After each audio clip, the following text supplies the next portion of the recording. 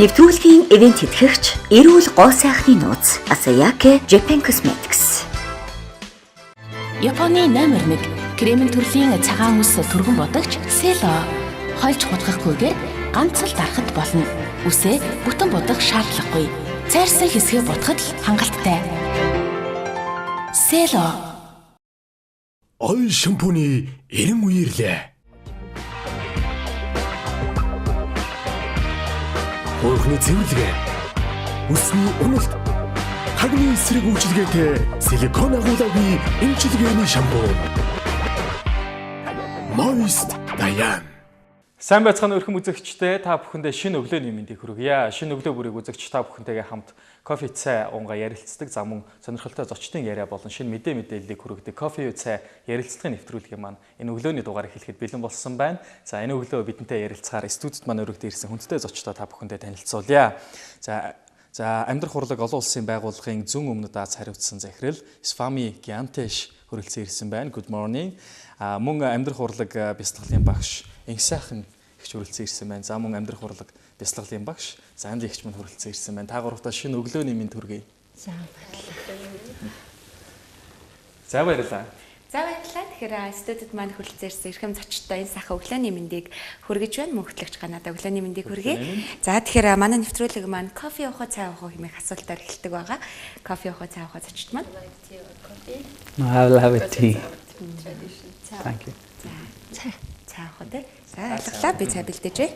За тэгэхээр өнөөдөр шинэ өглөө эхэлж байгаа үзэгчид маань магадгүй хичээл сургууль ажилдаа гарах гээд сувгаа тааруулан үзэн суугаа. Энэ өглөө бол бас их сайхан ярилцлагыг өрнүүлэх ийм сайхан завшаан тохиож байна гэж миний хувьд бол ойлгож байна. Тэгэхээр амьдрах урлаг энэ олон улсын байгууллагын үйл ажиллагаа болон за мөн тун удахгүй 10 дугаар сарын 27-ны өдөр одоо амьдрах урлаг аз жаргалын хөтөлбөр зохион байгуулагдах гэж байгаа. Энэ талаар ярилцлага эхлэе гэж бодож байна. Absolutely. So, as we all know, Art of Living is one of the largest volunteer-based organization in the world. Та бүхэн мэдж байгаа амьдрах урлаг бол сайн дурын хүмүүс түшгэлсэн олон улсын маш том байгууллагуудын нэг байгаа. So the organization was founded by His Holiness Sri Ravi Shankarji in 1982.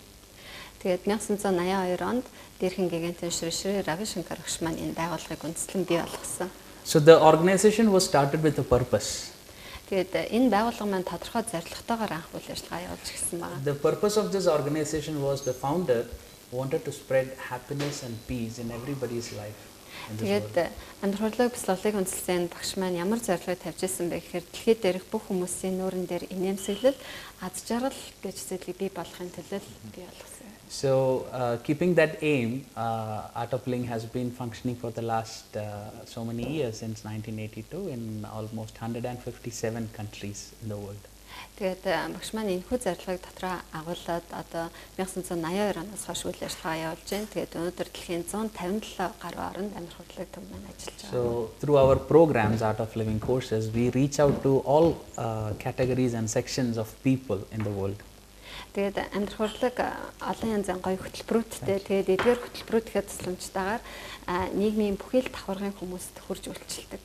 And thereby reducing stress in their life, making their life a celebration. That is the aim of Art of Living.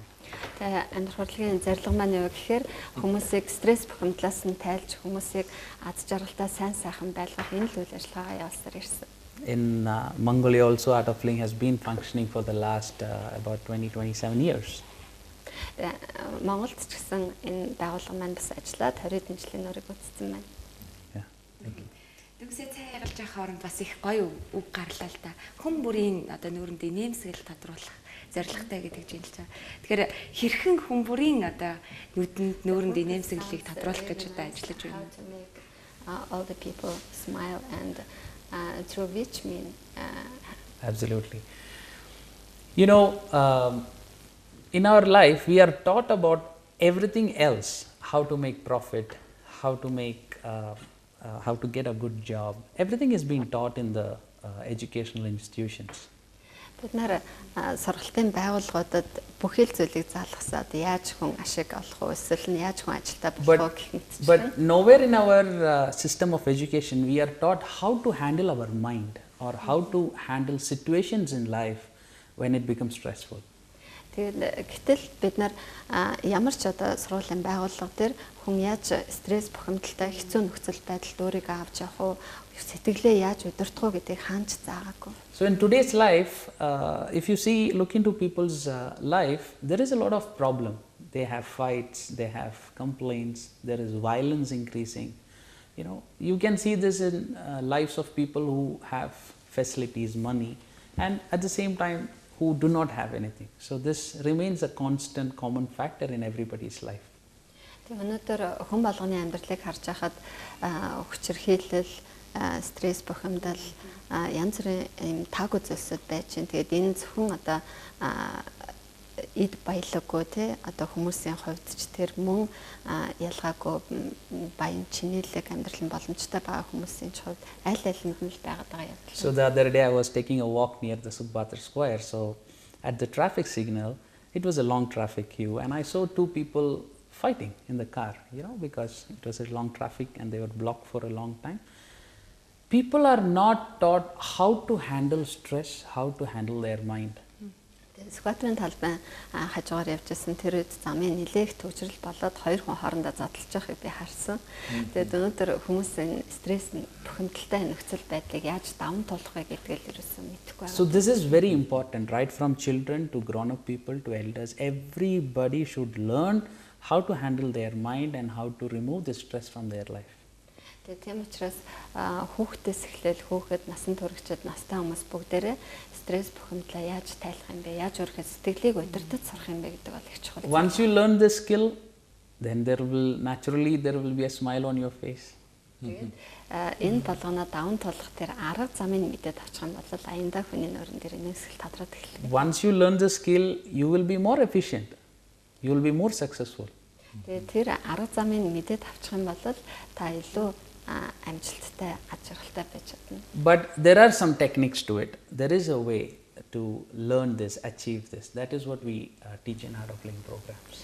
Тэгээд тэрхүү зорилгод хүрэхин тулд тодорхой одоо арга хэрэгслүүдийг хэрэглэх хэрэгтэй. Яг тэр арга замыг нь л амьдрах хурлаг хөтөлбөр хүмүүст зааж өгдөг. За өнөөдөр бол одоо 10 дугаар сарын 27-ны өдөр 17 цаг 30 минутаас Holiday Inn зочид буудлын 2 давхарт аз жаргалын хөтөлбөр маань зохион байгуулагдана. Тэгэхээр тэнд бол бас үзэгчид маань зорж очисноор хэрхэн яаж стрессээсээ одоо даван гарах уу, тайлах уу гэдэг талаар бол бас манай энэ Swami Gyantage багшийн сургалтанд хамрагдах боломжтой байх нэ. Тэгэхээр за бясалгал гэдэг нэршлиг бол манай монголчууд хэдийнээсээ мэддэг болчихсон. За хөндлөнгөөс байдаг юм уу? Магадгүй харж үздэг. Ерөнхийдөө бас нэг багсаага ойлголтыг авчихсан байх болов уу гэж бодож байна. Чухамдаа яг бясалгал гэдэг зүйл маань өөрөө яг юу юм бол за бясалгалыг ер нь хэрхэн яаж ямар хүн ямар цаг хугацаанд байдаг юм уу? Хийх боломжтой байдаг юм бол энэ талаар бас мэдээлэл үзэгчтэй өгөхгүй. Yeah. So in the Art of Living Happiness program, our whole course is centered around a powerful breathing technique called Sudarshana Kriya. Бид нар энэ ажиглалын хөтөлбөр дээр гол одоо чиглэдэг зүйл нь юу гэдэг вэ гэхээр Sudarshan Kriya гэдэг нэртэй амьсгалын дасгал байна. Because breath is very important. Яг тэгэхээр амьсгал бол өөр их чухал. If there is no breath, there is no life. Хэрвээ хүн амьсгалахгүй бол амьгүй л гэсэн үг тийм ээ. You know, so it is said every emotion of a human being, when we go through, our breathing pattern also changes accordingly. Тэгээ хүний сэтгэлийн хөдөлгөөн өөрчлөгдөхөд тэрийг дагаад хүний амьсгалын хэмнэлэн бас өөрчлөгдөж. Like say for example, if you are angry, how do you breathe? You breathe very fast. Жишээлх юм бол ууртай үедээ бид нар яаж амьсгалдаг вэ? Хурдан амьсгалдаг тийм. You know, have you seen people who are very sad? They often do that sound. Харих гонигтай уйтгартай байгаа хүмүүс бол ингээд саях шиг тийм. They feel like something is going out, some heaviness is going out. Тэгээ тэр гүнзгий ингээд амьсгалаа гаргаж байгаа үед тэр дотор нь байгаад байгаа хэцүү байдал гараад явж байгаа юм шиг тийм сэтгэл. And if you look at a very happy child running around playing, he will have a very long light breath in and out. Тэгээ их баяр хөөртэй тоглоо явж байгаа хүүхдийг харах юм бол их гүнзгий амьсгал аваад гаргаж байгаа. Тэгсэн хэрнээ зөөлөн амьсгалдаг. Your breath is like a string that controls the kite, and the kite is the mind. Тэгээд зөвлөд хэлэх юм бол цаасан шууг бид нар уцаар ингээд удирддаг тийм нар цааш нь явуулдаг. Яг тэрнтэй ижилхэн тэр цаасан шуу нь бол сэтгэл, тэрийг удирдах байгаа тэр утас нь амьсгал. So if you know how to control and manipulate the breath so that you can control the mind and release all that stress which is stored in your system. Тэгэхээр хэрвээ бид нар мэдчих юм бол тэр амьсгалаараа дамжуулаад өөртөө бий болсон стрессийг бухимдлыг одоо арилгах боломжтой. So we teach a very powerful breathing technique called Sudarshana Kriya in our happiness program, and it has helped people all over the world in a big way.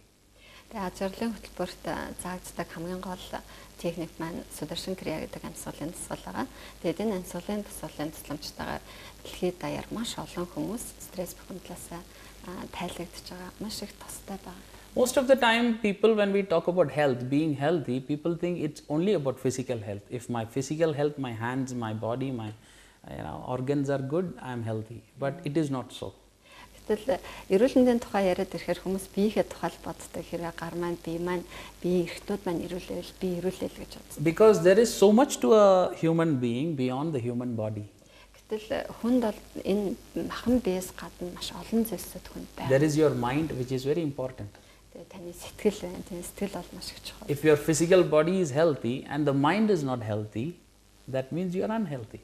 Тэгээ хэрвээ таны бие чинь эрүүл бодоод сэтгэл чинь эрүүл биш ах юм бол та эрүүл биш юм аа гэсэн. There is breath, which is very, very important. Тэгээд амьсгал мэдээж бас маш их чухал. So this body, breath and mind are three dimensions, very, very important dimensions to human life. Тэгээ хүний амьдралд маш их чухал гурван хэмжүүр юу вэ гэхээр хүний бие, амьсгал, сэтгэл гур байх. So if we are talking about health, we should talk about all these three dimensions: body, breath and mind. Тэгээ хэрэг бид нэр эрүүл мэндийн тухай ярих юм бол энэ гурван зүйлийн тухай зайлшгүй ярих хэрэгтэй. Бие, амьсгал, сэтгэл гур. Yes, good eating habits and reasonable amount of exercise or asana can give you physical health. Мэдээж хэрэг зөв зохистой хооллох, тохирсон хэмжээний дасгал хөдөлгөөнөөр хийх нь бол танд эрүүл мэндийг өгнө, тийм ээ? Таныг эрүүл байлгах. What about your mind? Гэтэл сэтгэлээ яах юм та? Eating good food, is that sufficient to get a mental health? Сайхан хоолыг идлээгээд энэ таны сэтгэлийн эрүүл мэнд чинь хангалттай байж чадах. No, you need a little more. Тэгэхээр жоохон илүү юм хэрэгтэй тийм. So meditation is a way. Тэгэхээр тэр арга зам нь юу вэ гэхээр бясалгал юм. Often people understand meditation as focusing something and concentrating. Хэвчлэн хүмүүс бясалгал хийхээр ямар нэгэн зүйл төвлөрөн чиглэнэ гэж ойлгоод байдаг. You know, meditation is actually deconcentrating and relaxing. Харин эсрэгээр бясалгал гэж хэлж байгаа бол төвлөрөл биш харин суллах. Анхаарлаа суллах гэсэн үг. Because to concentrate on something you need effort, but meditation is effortless. There is no effort in meditation. Та ямар нэгэн зүйлд анхаарлаа төвлөрүүлэхийн тулд хичээл чармаалт гаргаж иж тэр зүйл дээр төвлөрөн тийм ээ. Гэтэл бясалгал гэдэг бол зүгээр тайвшрах, амрах. So concentration, I would say, is a byproduct of meditation. Тэгээд төвлөрлийг би юу ч хэлэхэ гэхээр бясалгалыг хийснээр хүний төвлөрөл сайжирна. So I would say everybody needs guidance to start meditating. Тэгээд бясалгалыг хийж эхлэхэд хүн тодорхой хэмжээний одоо удирдам чиглэл хэрэгтэй.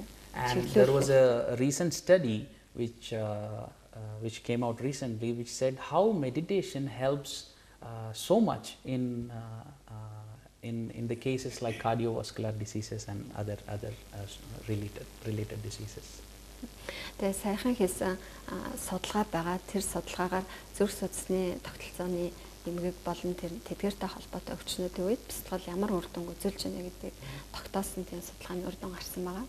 So meditation is consciously going into a deeper rest, taking a deeper rest. Бясалгал гэж юу хэлээд байгаа юм гэхээр тодорхой хэмжээний ухаарлалтайгаар илүү гүн гүнзгий төвшин тайвшрах амархыг хэлээд байгаа. Тэгэхээр судалгаагаар сая монголчууд маань ер нь зүрх судасны өвчнөр хамгийн их өвчлж өгдөг гэж гарсан байлээ л дээ. Монголчууд бол маш их стресстэй нийгэмд амьдарч байна л та бид нар тий. Тэр энэ стресс нийгэмдэр бясалгал гэдэг зүйлийг хийж яваа хэсэг бүлэг л хүмүүс байна. Ихэнхдээ ерөнхийдөө хийхгүй хүмүүс байна л та тий. Тэгэхээр Эндээс Монгол агшаас асуумаар байна. Яг ямар хүмүүс таныг зорж очиж байна? Монголчуудын ер нь бясалгалын төвшин ер нь дэлхийдээ харьцуулахад за магадгүй энтгэх хүн ирсэн байна. Энтгэхтэй харьцуулахад хэр төвшөнд байгаа бол. За Саянаасаас асуултанд бол зүрх судасны өвчин их байна гэж Монголд их байна төдийгүй дэлхийн нийтээр угаасаа зүрх судасны өвчин бол хүлийн номер 1 шалтгаан болдог гэсэн судалгаа байдаг юм билээ л дээ. Тэгээд бясалгал хийснээр хүн нөгөө амарчаар амраад тайвшраад нөгөө өөрийнхөө нэг тийм одоо биенээс гаднах нийгмийг мэдэрч байгаа шүү дээ. Биенээс өөр надад бас нэг юм байх хэрэгтэй мэн гэж саний сумыг хэлснээр энийг мэдэрчээр түүнийг нөгөө одоо яавал өвдөхгүй байх юм, яавал дахиж өвдөхгүй байх юм, эсвэл яавал урьдчилан сэргийлэх гэдэг юм мэдэж авах тийм ухаарл нийлүү гүнзгий олж өгдөг болов. Ер нь бол эрүүл мэндийн салбар өөрөө юм эмчлэх, урьдчилан сэргийлэх, тэгээд онцлох, эмчлэх, нөхөн сэргээх буюу одоо цааш нь эрүүл байх гэсэн энэ дөрвөн функцтэй байдаг юм байна л да. Тэгэхээр махан биеийг бол ингэж ингэчихэж байгаа юм тийм ээ. Одоо оншилж өгвөл, эмчилж өгөөд тэгээд би урьдчилан сэргийлэх хэвээр бас би нөгөө түүнийг нөхөн сэргээх буюу одоо цааш нь эрүүл авч явах хэвээр.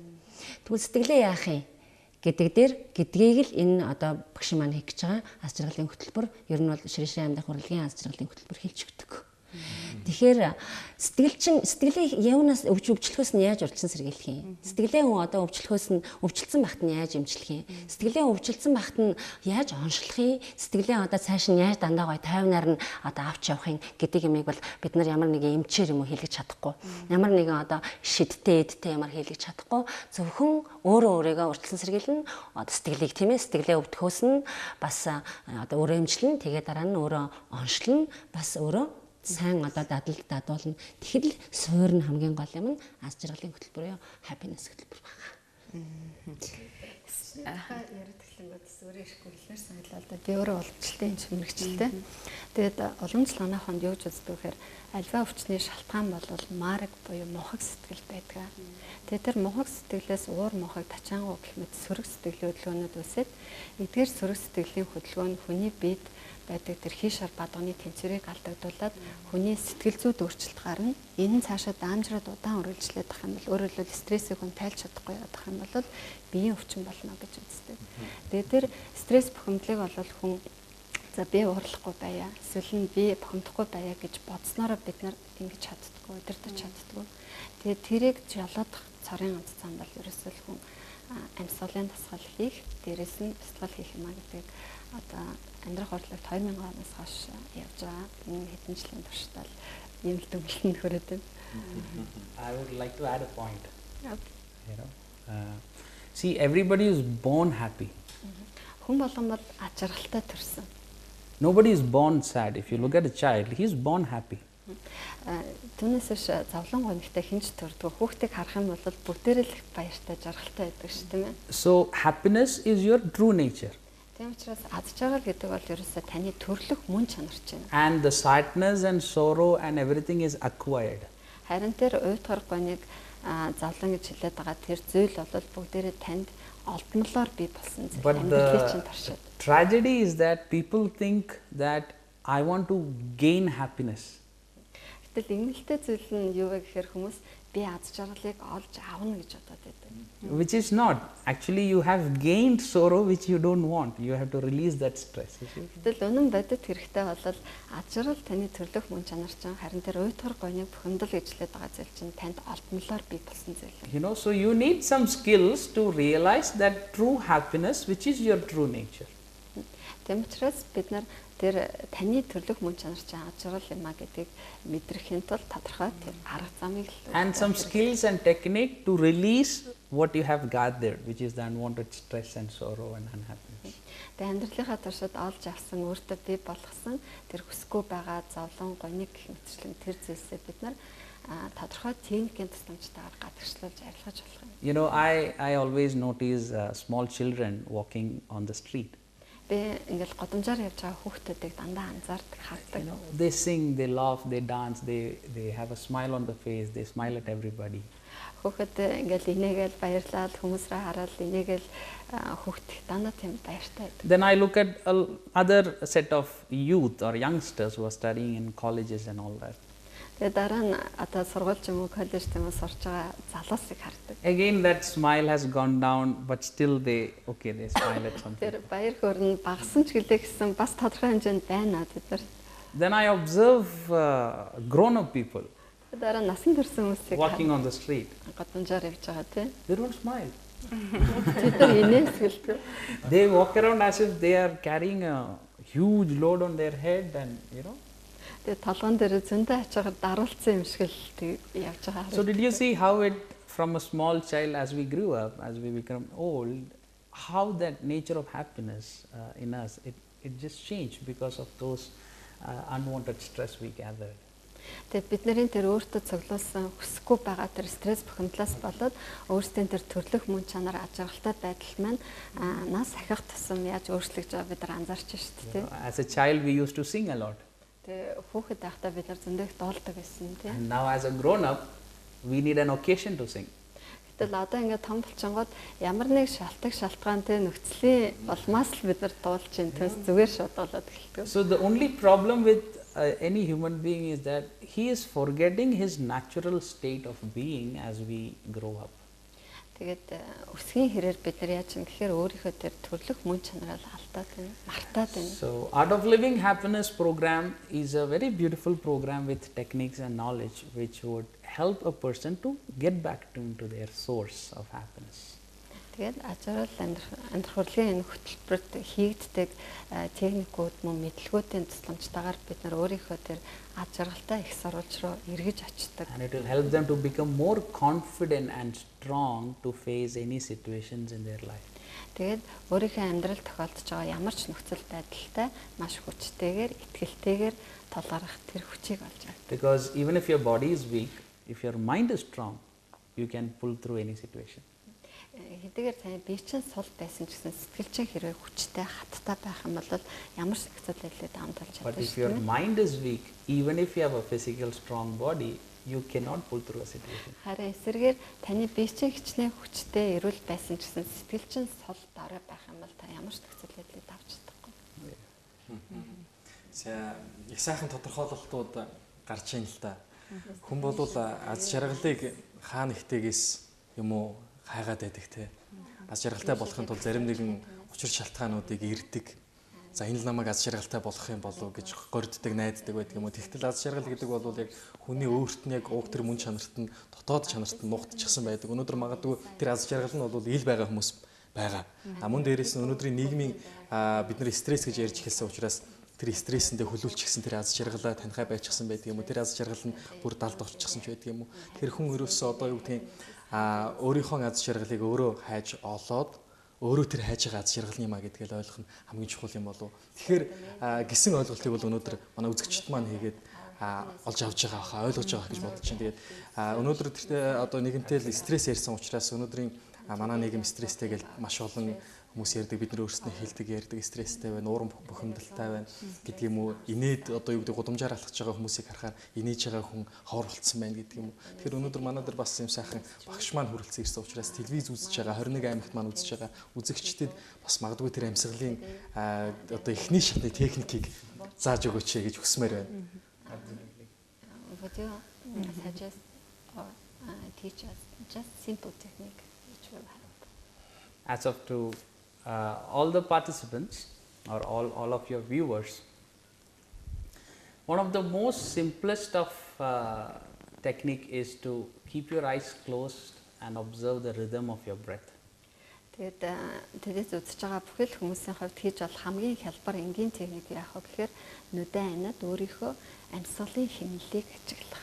If you take some time off and when you sit alone and if you observe the rhythm of your breath, then you observe that sometimes your breath is short, sometimes your breath is heavy and you are not doing a proper kind of breathing. Нүдэн анаад ганцаараа суугаад өөрийнхөө амьсгалыг ажиглахаар амьсгал нь ямар байна гэдгийг хүн ажиглана. Тэгэнгүүт амьсгал нь богино ээж болно, хүнд ээж болно. Магадгүй заримдаа гүйцэд амьсгалж чадахгүй юм шиг санагдаж болно. So in the yogic philosophy we teach something called yogic breath. Тэгээд йогийн энэ гүн ханд йогийн амьсгал гэдэг нэртэй нэгэн төрлийн амьсгал байдаг. The idea of yogic breath is to use the fullest capacity of your lungs. Тэгээд энэ йогийн гүйцэд амьсгал нь ямар утгатай гэхээр уушгаа яг бүрэн багтаамжаар нь ашиглаж амьсгал. So before teaching that I have a question to you.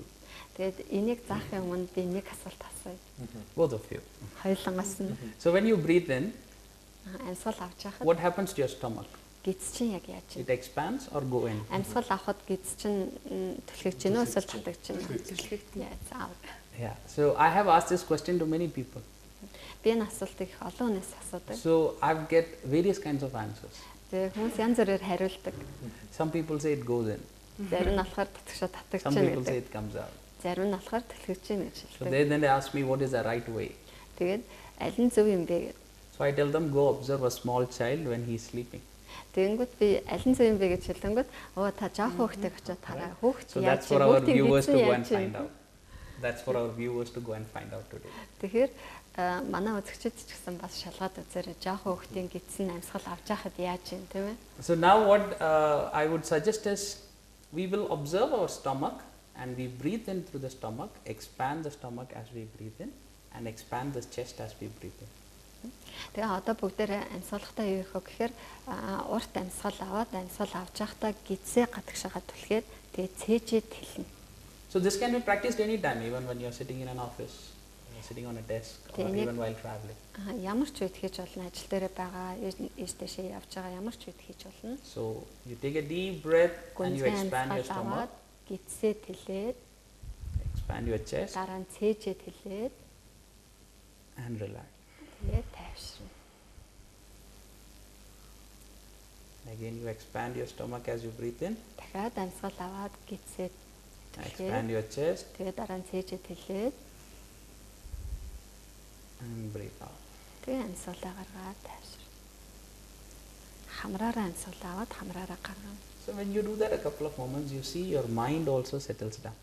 Тэгээд хэдэн удаа ингэж амьсгалсны дараа таны сэтгэл чинь ч гэсэн тайвширч байгааг анзаарах болно. You know, I will also suggest the children before they getting into the examination hall to do a few long deep breaths like this. Тэгээд оюутнууд сурагчид ч гэсэн тийм шалгалтанд орохынхаа өмнө хэдэн удаа ингэж гүнзгий амьсгал аваад гаргах юм бол нөгөө Probably before an interview. Магадгүй ярьцлага өгөхийн өмнө ч юм уу тийм. Because if you see before an interview or an examination, your heartbeat is like faster. Бид нар шалгалтын өмнө ч юм уу эсвэл ярьцлаганд орохын өмнө ингэж зүрхний цохилтны мэдээлэл. So what happens? Your intelligence is not sharp then. Тэгээд тэр үед тэрийг дагаад яадаг гэхээр бидний нөгөө оюухан маань тийм хурц байхаа байлж. Many a times children who write examination or who attend interview tells me, Swamiji, I know the answer but I forgot at that moment. Тэгээ олон хүмүүс хэлтгэлтэй шалгалтанд ингээл орохын өмнө эсвэл ярьцлаганд орохын өмнө уул нь бүгдээр нь мэдчихсэн хэрнээ яг тэр мөчөд мартцсан гэдэг.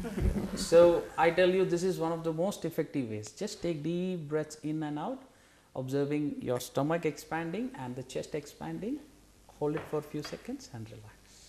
Тэгэхээр энэ бол маш их үр дүнтэй арга. Амьсгал аваад гидсээ тэлээд дараа нь цээжээ тэлээд хэсэг зур тэрийгэ төгжээд тэгээд амьсгалаа гаргах. Right.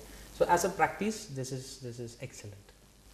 Тэгээд ёо тогтмол энийгээ ингээд дадал болгоод хийгээд тах юм бол үнэхээр. And if you really want to see a smile on your face, хэрэг та үнэхээр нүүрэн дээрээ инээсгэл тодруулъя гэж бодож байл.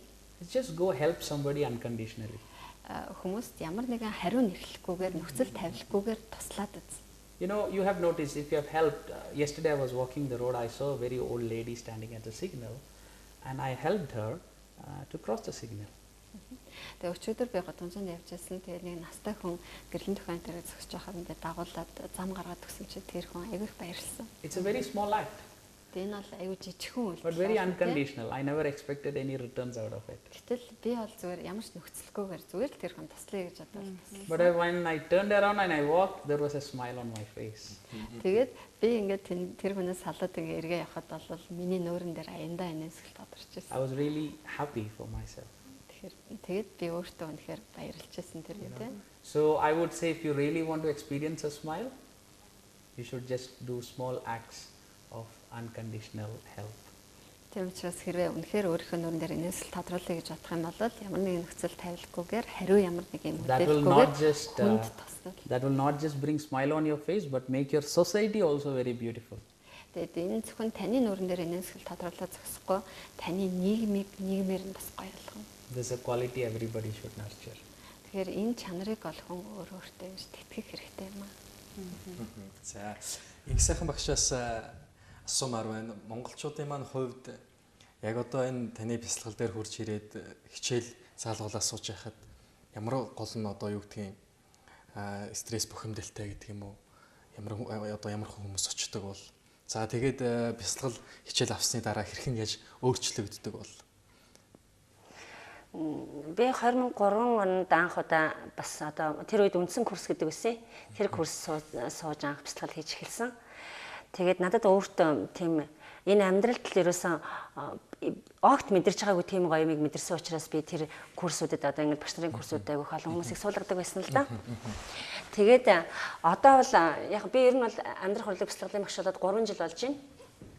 Тэгээд хүмүүс мэдээж эрэхтэй ингээл таньдаг угаасаа би юунэ танихгүй юм чинь тийм таньдгүй хүний дүрсгэх эсвэл ингээл өөрийнхөө одоо нөгөө өөрийнхөө байлгах гэж оролдох эсвэл би нэг ингээл одоо нэг суудлал солио суусан ч гэл энэ минийх байсан гэдэг ч юм уу нэг иймэрхүү жижиг сажигнуудтай л ажиглагддаг хүнэл юм чинь нийгмийн л одоо амтан гэдгээрээ.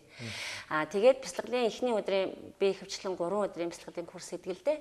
Тэгээд эхний өдрийн курс одоо дүүрэл гарахтал хүмүүсийн тэр нөгөө нэг хиг ёг гэсэн авир нэг тийм сонин хараад байсан байдал.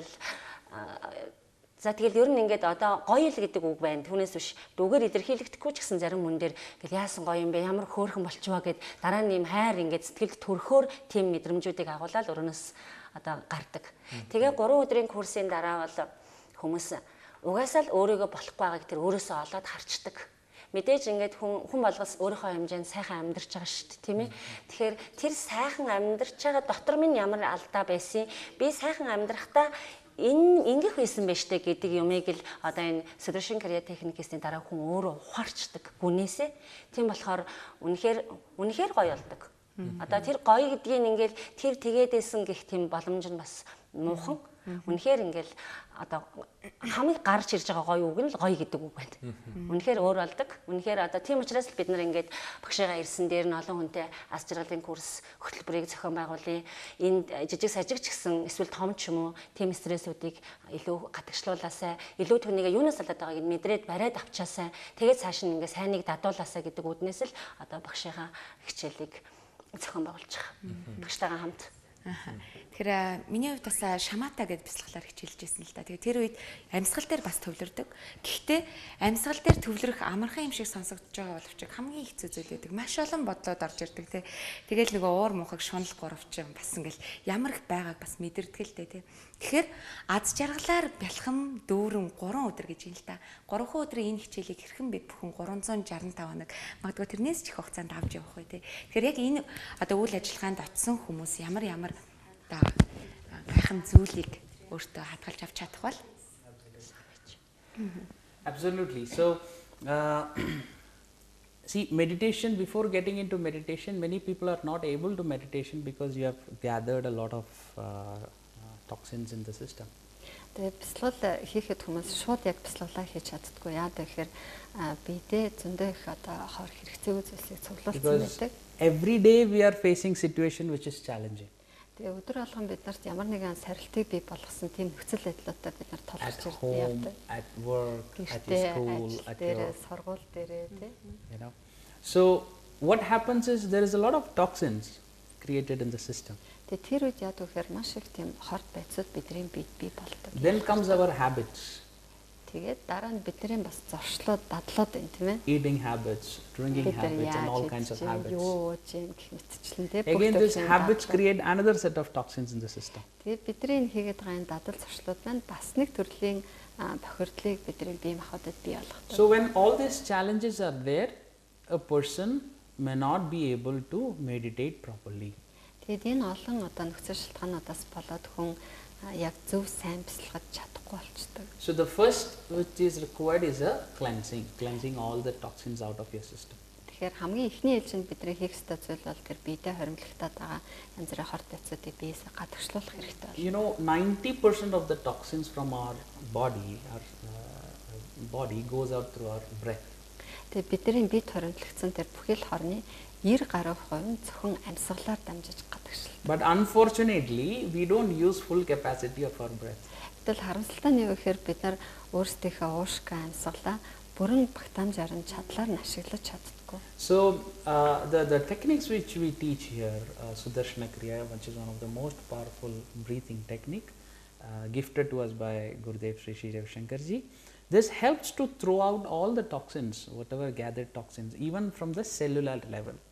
Тэгээд дээрхингийн тэн Шри Рави Шанкар багшийн маань бий болгосон санаачилсан Сударшин Крия гэдэг энэ амьсгалын дасгал бол хүний бие торимлогдсон тэр хорыг бүр эсийн төвшөнд хүртэл нь цэвэрлэж гадагшлуулдаг юм хүчтэй. So that level of cleansing is the first step.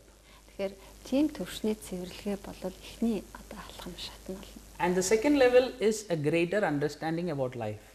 Тэгээ хоёр дахь зүйл нь хоёр дахь шат нь юу гэхээр амьдралын тухай арай илүү тийм өргөн ойлголттой болох. How to handle life when situations when we face different challenging situations. Тэгээ янз бүрийн юм сорилт дагуулсан нөхцөл байдлууд бий болоход яаж тэрэнд одоо хандах юм бэ? Яаж тэрийг даван туулах юм бэ? Тэр арга замуудыг. It is an understanding. Тийм ойлголтыг хүнд өгдөг. You know, so nobody has taught us. Тэгээд энэ зүйлсүүдийг бол хинч бид нарт заагаагүй. We wait for life to teach us through the experience, but by the time we are 90-year-old. Тэгээд бид нар амьдралын туршид одоо энийг өөртөө сургамж олгож нөхцөл байдлууд дундаас мэдхийг одоо хүсдэг боловч инхийн тул энэ болгоноос сураад мэдээд авахд бараг магадгүй 90 жил ч юм уу зарцуулагддаг. So the second aspect of our program is giving a greater understanding about life to people, how to live the life in the right way, in the right sense, how to face challenging situations confidently and cross it successfully. Тэгээд бидний тэр хоёр дахь зүйл нь юу вэ гэхээр янз бүрийн нөхцөл байдлыг яаж итгэлтэйгээр одоо амжилтаагаар даван туулах вэ гэдэг энэ ойлголтыг хүмүүст өгдөг. Яаж амьдрах юм бэ? Амьдралаа яаж авч явах юм бэ? Юмд яаж хандах юм бэ? Энэ зөв ойлголтыг бий болгодог. And third aspect is to encourage people to practice it regularly. Тэгээд гурав дахь зүйл нь юу вэ гэхээр тэр сурсан мэдсэн зүйлээ тогтмол хийх хичээл. You know, if you want a six pack, you have to work out for 6 months or 1 year. Тэгээд жишээлх юм бол бид нар одоо тэ 6 сар ч юм уу жил ч юм уу яаж одоо тэрийг байн хийх юм. Similarly, you want a peaceful mind and efficient mind, then you have to practice for some considerable time. Тэгээд өөртөө бий болсон тэр баяр хууртай ажиглалтай тэр төвшнөө удаан хадгалахын тулд тодорхой хугацаанд энийгээ дадал болгож хийх хэрэгтэй. So as an organization, we encourage people to come together and practice every day. We follow up and we make sure they continue their practices regularly. Тэгээд манай байгууллага хүмүүсийг цаашаа үргэлжлүүлээд давтан хийх, тогтмол хийх энэ байдлыг урамшуулдаг учраас 7 хоногтаа 1-2 удаа ирээд хамтдаа хийх тэр боломж нөхцлөөр хангаж өгдөг. So as long as art of living is considered, we are committed to this cause. Тэгээд бид нар бол яг энэ одоо зүйлийг хүмүүс бий болгох хэрэгтэй гэдэг хариуцлагыг бид нар бүрэн ухамсарлаа. So it's not that we just came and taught you some course and we left. No, we encourage you to practice, and we have close to 165-70 teachers in Mongolia who would help you to practice, revisit the knowledge and do that regularly. Тэгээд бид нар бол зөвхөн энэ бяцлаглалын хичээлийг заалаа. Тэгээ явчлаа гэдэг ийм хандлагаар ханддаг. Монголд өнөөдөр бараг 260 гаруй багш нар байгаа. Тэгээд тэр багш нар хүмүүс эргэж ирээд тэр сурсан зүйлээ хамтдаа хийх тэр боломж нөхцлөөр хангадаг. Хүмүүсийг байнга тогтмол тэрийгэ хийх боломжийг нь олгохдоор онцлог. Yeah, so this is all of this is important. Энэ болгон бол бүгд их чухал. That's what we do in Art of Living Happiness program. Тэгээ амьдралын ажиглалын хөтөлбөрт бид нэр ийм л зүйлийг хийдэг. За лекцийн маань хичээлийн маань хувьд одоо хэдийр хугацааных байх бол за мөн энэ удаагийн хөтөлбөрт маань хичнээн хүн хамрагдах боломжтой байгаа бол за яг одоо энэ хөтөлбөрийн талаарх дэлгэрэнгүй мэдээллийг бас үзэгчд маань сонирхож байгаа байх л та. Аз жаргалаар бялхам дүүрэн 3 өдөр гэсэн юм курс явагдаж байгаа л да. Тэгээд энэ хөтөлбөрт маань өмнө нь ширээшрийн амьдах урлаг бяцлаглалын хөтөлбөрт хамрагдаж исэн. Огт ширээшрийн амьдах урлаг бяцлал юм уу ямар нэгэн бяцлаглалыг хийж үзээгүй. Бас ер нь бол одоо ингээд ямар нэгэн бяцлал хийдэг хүмүүс байдаг шүү дээ. Өөр бяцлал одоо би өөрийнхөө аргаар бяцлагдаг тийм хүмүүс. Одоо хинч бүр ингээд бүх хүнд нээлттэй 18-аас дээш насны бүхий л одоо бяцлал хийж өөрийгөө аз жаргалтай, илүү аз жаргалтай байхад одоо дадуулах гэж байгаа бүх хүнд нээлттэй юм курс 27-ны өдөр 17:30-аас эхэлнэ. За тэгээд 28-нд болохоор өдөр нэг амралтын өдөр таарч байгаа болохоор 12 цагаас эхлээд 29-нд 11 цагаас юм 3 өдөр дараалсан курсыг чинь курсын маань ганжаа жогш маань явуулна. Тэгээд хэдэн цаг үргэлжилэх нь багшаас асуухгүй бол хэдэн How long it will last the course? The 3 Per days? day. Yeah, in 3 days. So How many hours? yeah, so we are planning to do on the first day we are planning to do it for about 3.5 hours. Эхний өдөр бол бид нар 3.5 цаг хичээлнэ. And on a Saturday and Sunday we will do it a bit of longer time duration. Тэгээд таас бүтэн сайн үед бол арай жоо удаан цагаар хичээлэхээр төлөвлөж байгаа. So we are doing it as a special program so that many people do not have time to spend 5 days, 6 days or more days to learn a course like this. So we are planning to do it as a special program over 3 days time. Тэгээд бид нар 5 хоног 6 хоног өөртөө гарах боломжгүй цаг завгүй байгаа хүмүүс зориулаад 3 хоногт багтаагаад хийх энэ тусгай одоо онцлог юм курсыг зохион байгуулахар төлөвлөж байгаа. Because whenever we go to people and tell them about a good thing, the first excuse they give is they don't have time. Тэгээд бид нар энэ сайн сайхан зүйлийн тухай хүмүүст очиж санал болгохоор хэлдэг хамгийн ихний шалтгаан юу гэдэг вэхээр ерөөс зав байхгүй, цаг байхгүй гэдэг. I really want to do it but I don't have time. Би үнэхээр энэ хичээл сумаар энэ даанч зав байхгүй. Right? So that is why we planned it to do for a 3-day, Friday, Saturday and a Sunday. Тийм учраас бид нар энэ 3 хоног 5 дахь хагас бүтэн сайн 3 хоногт хийхээр We start on a Friday evening so that people can comfortably finish their work and whatsoever and come and join the program. Тэгээд 5 дахь өдөр хүмүүс маань өөрсдийнхөө ажил төрлөө өдөр дуусгачаад арай ирээд хичээл маань суух тийм боломжийг олгож байгаа. And a Saturday and Sunday is a holiday in Mongolia, so nobody can give an excuse.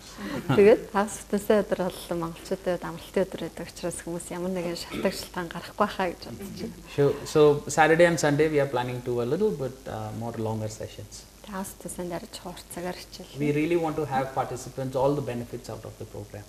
Тэгээд маш олон хүмүүсийг энэ хичээл суугаад тэгээд үр дүнг аваасаа гэж хүсэж байна. Right. So I would request all the participants to be prepared.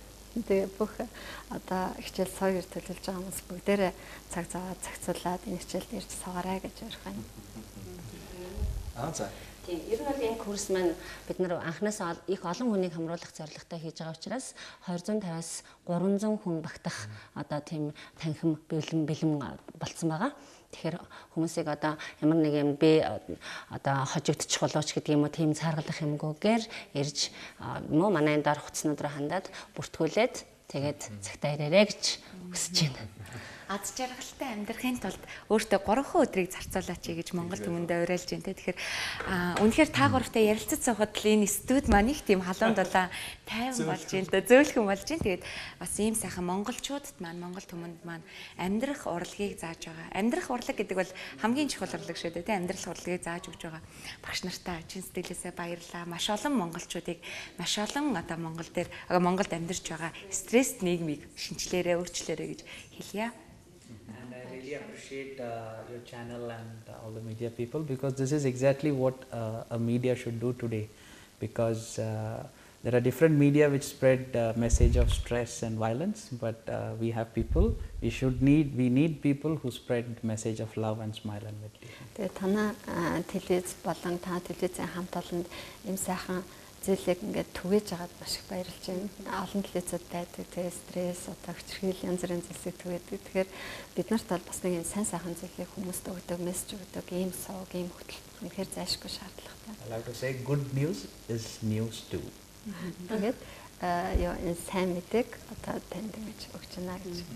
Thank you. За тэгэхээр яхад тэгэхээр бид бүхэн студидд урьсан зочдтой телевизэн сэтгүүлийн дэжийг бэлгэлдэг байгаа. Тэгээд танд бэлгэлье. Thank you. Сайн сайн багш танд. Аз жаргалаар бялхам дүүрэн 3 өдөр за ширээ амьдрах урлаг бяцлаглалын аз жаргалын хөтөлбөрт эрхэм үзэгч та бүхнийг урьж байна. За энэхүү сургалт маань Holiday Inn зочд буудлын 2 дугаар давхарт 10 дугаар сарын 27, 28, 29-ний өдрүүдэд 17 цаг 30 минутаас болох учиртай. Тэгээд дэлгэцэн доор гарч байгаа мэдээлэлээр уцаар та бүхэн холбогдоод энэхүү хөтөлбөрийн талаарх дэлгэрэнгүй мэдээллийг авах бүрэн боломжтой гэдгийг дуулгая. За энэ өглөө бидний урилгыг хүндэтгэн хүлээн авч хүрэлцэн ирж бидэнтэй ярилцаж үзэгч та бүхэнд ч гэсэн энэ сайхан бясалгалын амар амгалан байдлаас жаргалын тухай сайхан мэдээллийг хүргэсэн эрхэм зочид маань амьдрах урлаг олон улсын байгууллагын зүүн өмнөд Аз хариуцсан захирал Свами Гянтэш хүрэлцэн ирсэн байна. Танд маш их баярлалаа. За мөн амьдрах урлаг бясалгалын багш инх сайхан багш маань хүрэлцэн ирлээ. За амьдрах урлаг бясалгалын багш Занди багш маань хүрэлцэн ирсэн. Ингээд шинэ өглөөний кофе цай ярилцлага нэвтрүүлэгтэйгээ хамтдаа байсан анхаарлаа хандуулсан эрхэм үзэгч танд баярлалаа. Таны өдрийн ажил үйлсэд өндөр амжилтыг хүсье. Баяртай үзэгчтэй. Ойл шампуны 90 үеэрлээ. Хөрхний цэвэрлэгээ. Үсний уналт. Хагны эсрэг үйлчилгээтэй силикон агуулгагийн эмчилгээний шампунь. Moist Dayan. Японы номер 1 кремэн төрлийн цагаан үс түргэн будагч Село 5 төрлийн өнгөний сонголтууд дээр шинээр цайвар өнгөнүүд нэмэгдэж ирлээ. Ойролцоох сүлжээ дэлгүүрүүдээс Село нэвтрүүлгийн ивент тэтгэгч эрүүл гоо сайхны нууц Asayake Japan Cosmetics